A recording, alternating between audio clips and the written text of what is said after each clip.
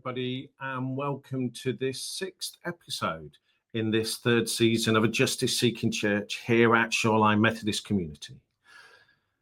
You know, I love having conversations with such a breadth of people where they introduce us to lots of different subjects, but all seeking to discover what justice looks like, about what our part is.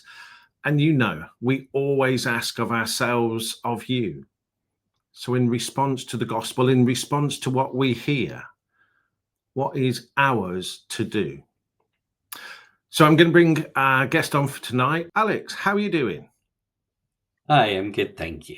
Good. Can you, because you're new to us here, can you just give us a little bit of a background, a bit of information?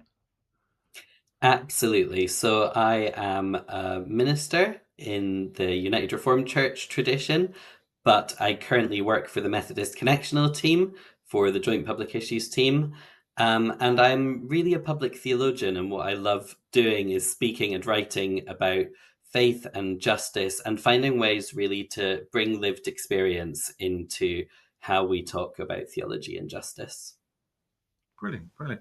And today we're going to look at disability and through that sort of lens. So, if we jump straight in, what does justice look like to you? So for me, justice is about equity. So we have talked a lot over the past kind of decade or so about equality. What does equality and diversity look like? But I think we need to move beyond equality to equity, because equality suggests that everyone's the same. We need to treat everyone equally because everyone's the same. And we know from scripture that everyone's different. What would the body be if it didn't have this part or that? We hear Paul speaking about.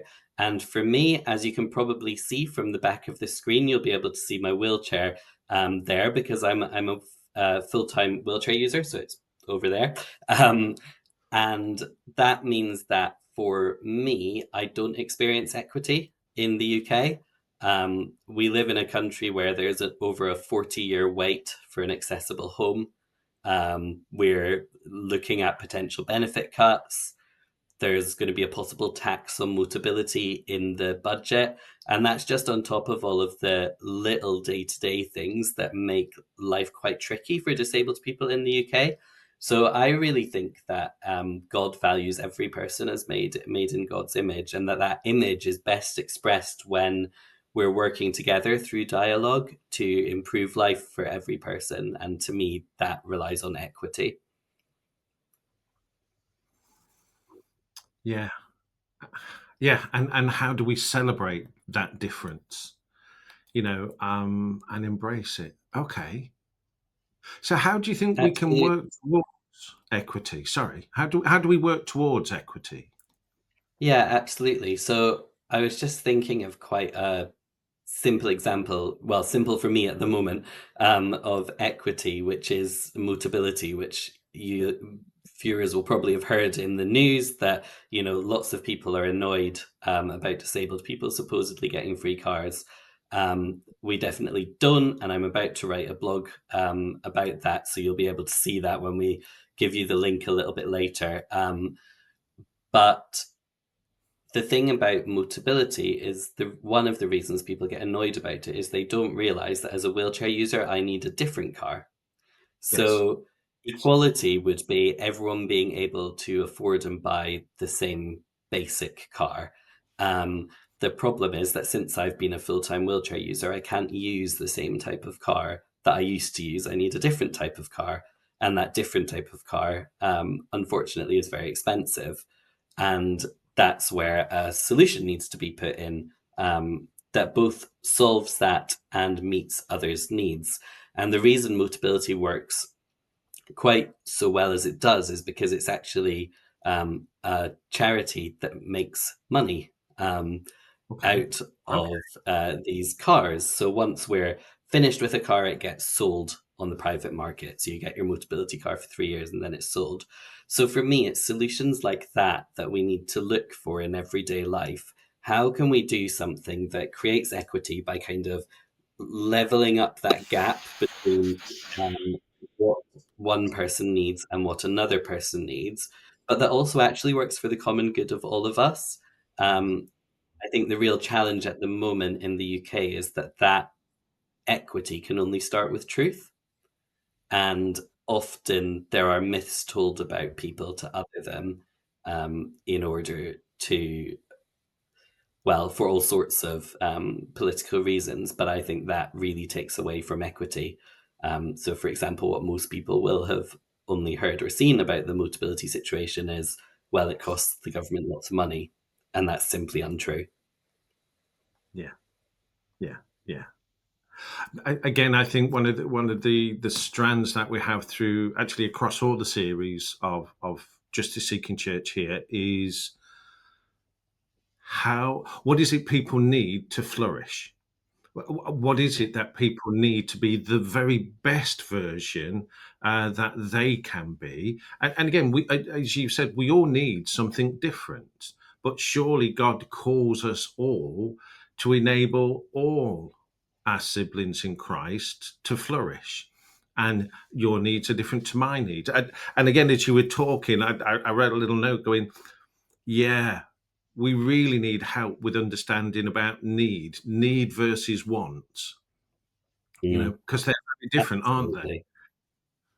Um, Definitely. And I think people, to use the Motability example again, people hear people talking about luxury cars and think that disabled people get expensive cars because they're what they want. But the most expensive cars on the Motability screen are wheelchair accessible vehicles, and they're Absolutely. only made by very expensive car companies. And they cost an awful lot of money. So that might mean that they feel like a luxury to someone from the outside. But for someone who physically needs to move their wheelchair directly into a car whilst they're still in it, they're the Yeah, only option. So that finding that balance between need and want is definitely important. yeah, yeah. But it's also, isn't it? It's this we, and when I say we, I mean the whole of humanity are so much.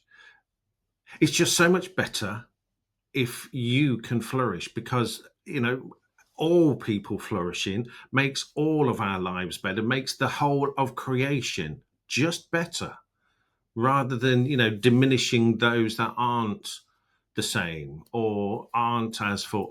I mean, you could push that one a long way, isn't it? But I must admit, I get really frustrated and really upset when you see the diminishing of others, um, Yeah. when it seemingly is only to elevate self. It's yeah, okay, Absolutely. And for me, again, that's about the image of God, really, that the image of God is held within and between each of us. So whenever we put someone else down, we're actually putting a part of the image of God down. And that's, like that. I think, a risky thing to do. If we limit what we can see and understand and experience of God, then we're in a difficult place. Yeah, yeah. But we're also silly, and humanity. Oh, okay, okay. It's too early for me to get this wound up, but thank you. um, so what does hope look like for you? For me, hope, it's hard to separate out the kind of spiritual sense and the practical sense. So when I talk about Okay. that kind of image of God thing, for me, what happens after this life is that we end up somewhere where we can actually all see and understand and experience that fully. So we'll actually be in dialogue. We'll actually be able to comprehend each other's needs and desires. We'll actually be in a place where there is equity for everyone. And I do have hope for that. But I guess in a practical sense, in this world, hope for me looks like being able to roll onto a train on flat level from the platform without someone having to get a ramp for me, Yeah. which was promised by 2030, but is unlikely to happen in all stations in my lifetime. Um, it looks like being able to roll from King's Cross Station to Methodist Church House on the 2 days a week I commute into work without anyone pushing into me because they think that their desire to get to work a little bit more quickly is more important than my safety. It looks like my friend who has cerebral palsy being able to get a call to a church because a church recognizes the gifts that she has as a minister and as someone who's been ordained and can't get a call to a church. Um, it means my friends who are bedbound because benefits aren't at a high enough level to pay for their care um, are able to be up and about and participating in daily life. So it's all of, those are just some small examples, but there are so many things where there's just not equity. And although I complain about the little things that affect me, there are so many who are experiencing so much worse. And I just want everyone to be able to participate fully in society and to have their human dignity and to feel that they are really valued as an individual because there is no one who is not worthy of value. Yeah, yeah, yeah. I mean, it's one of the things we try and work as hard as we can, and we keep understanding more. And I think for me, part of what I'm hearing from you today is that there is so much for us all to learn. And we only learn by opening our eyes and being willing to say, okay, perhaps it's not as I understood, or it can't all be like I want it. From my perspective, but certainly part of the shoreline community is that we try and use technology to be as inclusive as we can. Quite a few of our people can't physically get to a church, so how can we use technology in all its forms to enable them to play their part? I had a debate, not within the community, outside of the community, where somebody was saying, but that's not economically viable to do what you do. I said, no, but spiritually it is. When somebody that is housebound who has no tech other than a landline, yet we go to her and we encourage her, enable her to read scripture for us for the worship that she's going to take part in. And Yeah. sometimes it's the tiny little sort of bits that go, but actually she's leading us because she can lead us. Now Yeah, she and absolutely. so yeah, okay. So given all of that, and given that it's not what it really could be or should be, where are you seeing God at work? So I think for me, I see God at work in those little places where people are gaining understanding, where dialogue has worked and people are hearing things. And, I could point to big, massive examples like charities and organizations and people who are working for change on a large structural level. There is lots of that in this area, but I think for me, it's actually the small things I notice every day. Mm. Um, so it's when, we were talking about trains. If I get to the door of the train and the person with the ramp isn't there, um, now there are usually lots of people who ask me if I need any help and they ask me what help I need. That's Okay. because they've heard other voices. And for me, that hearing of voices and being able to respond by offering equity is somewhere that I see God at work. Um, I see God at work in the fact that disabled people are working in churches, are going to churches, are part of the leadership teams of churches. That diversity of God's kingdom of justice and peace is starting to be seen on earth. I see God at work not in the pandemic, just to be very clear, not in the pandemic, but in the fact that out of the things that we've all learned in the pandemic, we are making things more accessible and inclusive for everyone. Um, so it's all of those little little things that actually make a massive difference. I see God at work in the fact that we're having this conversation, both because it means that there is a church out there that anyone can access, even if they need to do it from their bed.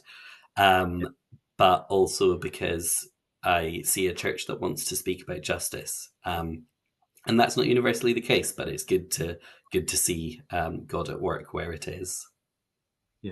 Yeah, yeah. And I mean, I'll give a little plug for this community.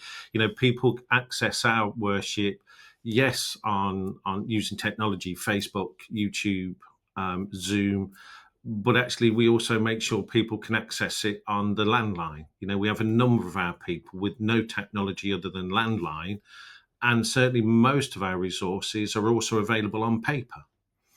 You know, for people, and again, that's something we are so passionate and focused on, to go, how is it people need and want to engage, and is that, how do we facilitate that? Because we just really should. Yeah. So you mentioned also about your blog. So what is it we can do? How can we sort of join in? How can we be part of this sort of understanding? I'll put your the QR code will take you to your, is that your blog? Yes, it is. So I write on Substack. I'm relatively new to writing there, so it's not as regular as it might be, but do keep a lookout, because when there's something big happening around things that are affecting disabled people, I will write about it, and I usually try to write from a kind of Christian or theological perspective. So I'm writing something at the moment, as I mentioned earlier, about Motability, because there's going to be a potential tax put on Motability cars in the budget, which will really affect people like me and could make it very difficult for me to get out and about. So if you follow my blog, you'll see things like that. But I'd also say just have a look on the social media channels that you use, if you do use social media for disabled influencers. So if you go to your reels on any social media platform, at some point it'll flash you up a disabled influencer. Have a watch. If you're compelled by them, have a follow, because actually hearing what people are dealing with in their daily lives can be really helpful. And when you see anything in what's kind of going on politically or publicly that you feel might be unjust to or affects disabled people, ask. Ask a disabled person. So, and you can ask me, you can get in touch with me through that Substack. And we will let you know if it affects us, and if so, how, and how you can campaign to make a difference. And JPIT also sometimes campaigns around disability and making a difference there. So do also feel free to have a look at JPIT's campaigns. But for me, you know, it's the people who have some power, including politicians, including companies. They need to be hearing disabled voices. So anything that you can do to make how we're feeling heard is always appreciated. Yeah, yeah, and it's the whole human community, isn't it? You know that, as you were just talking there. You know, if only we would all have eyes to see. You know, have dialogues like this. You know, to not presume we know. Again, that's been a topic for a long time for us. You know, to engage in dialogue, to walk, to be alongside, to, you know, just to, yeah. It's all about just time and willingness to understand a lot more, isn't it? Absolutely. Alex, really appreciate your time. Now, while we're live on it, well, not live on air, but semi-live on air, I'm going to ask you: will you come back and talk to us again? Because Absolutely. we are just so passionate to just learn more, and I think for me, the way we learn is through conversations like this, by listening. Yeah, perhaps like me today, by getting emotional, because this is not how it should be. And I think ours to do is to play our part. So thank you. Thank you for sharing with us. Yeah, keep jabbing us, keep prodding us, and keep being a blessing to us. And thank you for all you do. We'll see you next week when Rachel's going to be back, and she's got a fascinating subject she wants to share with us. So until next week, God bless everybody.